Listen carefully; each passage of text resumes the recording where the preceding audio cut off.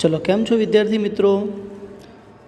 दीपक शिक्षण संकुल online education में तमारू हार्दिक स्वागत है। धोरण 11 विषय एसपी चैप्टर 6। विद्यार्थी मित्रों, आपणे अगाऊ ऑर्डर आपता पत्रों भण्या, त्यारबाद ऑर्डर स्वीकृतिना पत्रों भण्या अने हवे आपणे जोईए ऑर्डर रद्द करता पत्रों।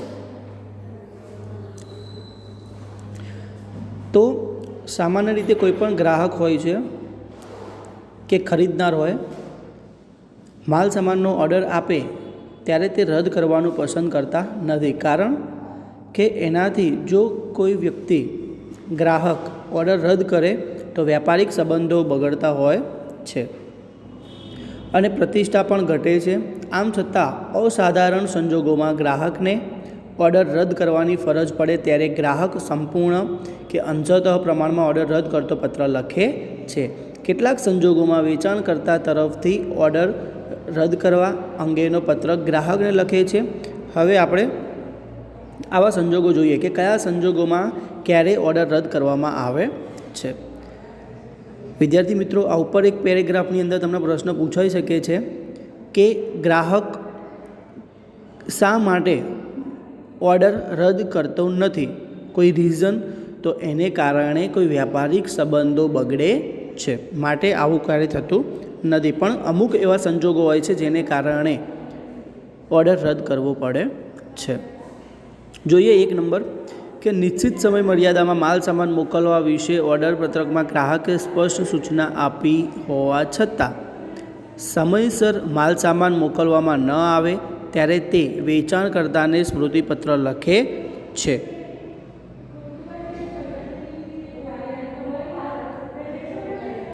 ख्याल आवे छे कि ज्यारे आपणे माल सामान मंगाव्यो होय पण चोक्कस समयनी अंदर ए लोको माल सामान आपणने न मोकले त्यारे આપણે તો શું હોય છે, ક્યારે ચોક્કસ સમયની અંદર જ્યારે માલ સામાન જોઈએ ત્યારે જરૂર પડે ત્યારે જ આપણે ઓર્ડર આપ્યો હોય, પણ તેમ છતાં જો એટલા સમયની અંદર માલ સામાન ન મળે ત્યારે આપણે પત્ર લખવો પડે છે। હવે અહીંયા સ્મૃતિપત્ર આપ્યું છે, તમને અહીંયા દેખાય છે કે સ્મૃતિપત્ર। તો સ્મૃતિપત્ર શું છે, તો એ કહે કે ભાઈ અમારે આટલા દિવસની અંદર માલ સામાન જોઈએ છે, હજી તમે માલ મોકલ્યો નથી અથવા અમને હજી માલ મળ્યો નથી, તો 2 દિવસ કે અઠવાડિયાની અંદર અમને માલ મળી જવો જોઈએ, આવો સ્મૃતિપત્ર લખે છે। વિનંતી કરતો પત્ર કહી શકાય, રદ નથી કરતો પણ એક ફરીથી એ લોકોને પૂછે છે કે ભાઈ આટલા દિવસની માલ મળી જવો જોઈએ, તેમ છતાં જો એટલા દિવસની અંદર માલ ન મળે તો ઓર્ડર રદ કરવો પડે છે। બીજું, માલ સામાનનો પૂરતો જથ્થો હોવા છતાં પણ સ્ટોર કીપરની બેદરકારીને કારણે આપવામાં આવેલો ઓર્ડર ग्राहक पक्षेथी ऑर्डर रद्द करवो पड़े। घणी वखत केवुं होय छे कि मोटी कंपनीओनी अंदर बहु ज बधो माल सामाननी जरूर पड़ती होय छे, पण जे स्टोर कीपर एटले के बधी वस्तु जे संभाळतो होय, जे खरीद विभागनी अंदर जे वस्तु संभाळतो होय एनी ध्यान बार अथवा तो एनी बेदरकारी अथवा तो एने भूलने कारणे माल सामाननो जथ्थो पड्यो होवा छतां पण जो भूलथी ऑर्डर आपी देवामां आवे त्यारे पण आने पाछळथी खबर पड़े कि भाई आपणी पासे तो आटलो बधो माल सामान ऑलरेडी पड्यो छे, त्यारे आवो ऑर्डर रद्द करवो पड़े छे। त्रीजुं,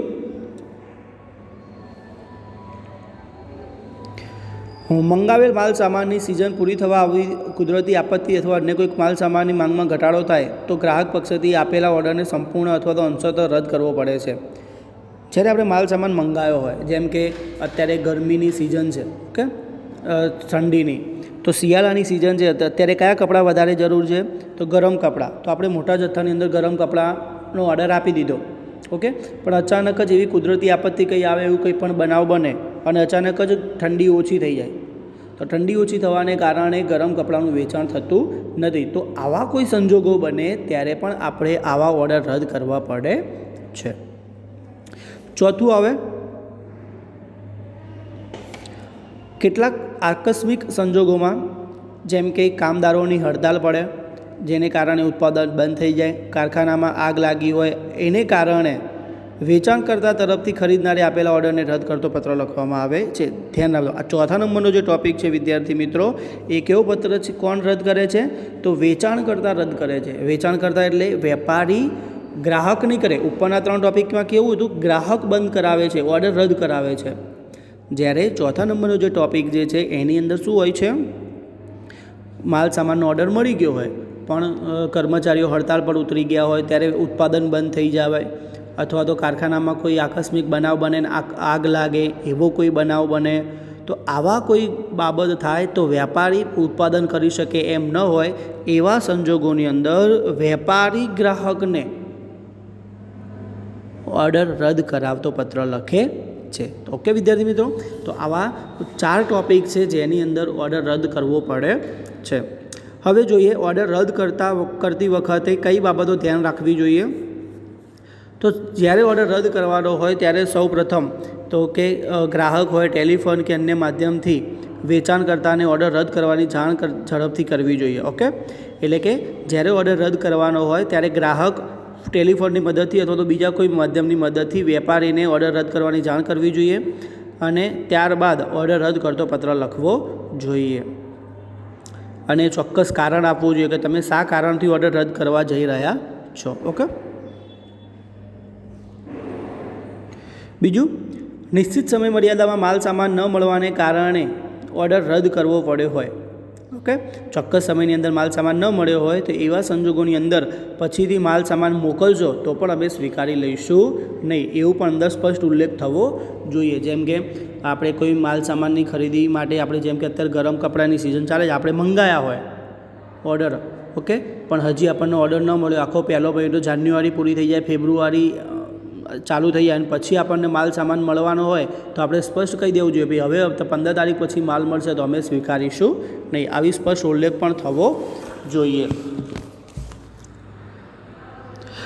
ત્રીજો ટૉપિક આવે, ગ્રાહક ઓર્ડર સાથે વેચાણકર્તાને નાણાંની અંશત ચૂકવણી કરી હોય તો ઓર્ડર રદ કરવાના સંજોગોમાં તે નાણાં મેળવવા માટેની સ્પષ્ટતા કરવી જોઈએ. ઘણી વખત કેવું હોય છે, આપણે ઓર્ડર આપતા પત્રો લખ્યા એની અંદર આપણે જ્યારે ઓર્ડર આપીએ ને ત્યારે જ એડવાન્સ પેમેન્ટ 50% કરતા હોઈએ છીએ. ઓકે, તો આવા સંજોગોની અંદર જ્યારે પણ આપણે પેમેન્ટ કર્યું હોય, પૈસા ચૂકવી દીધા હોય અને ઓર્ડર રદ કરવામાં આવે તો એ પૈસા પાછા મેળવવા માટેની પણ અંદર સ્પષ્ટ સૂચના આપવી જોઈએ.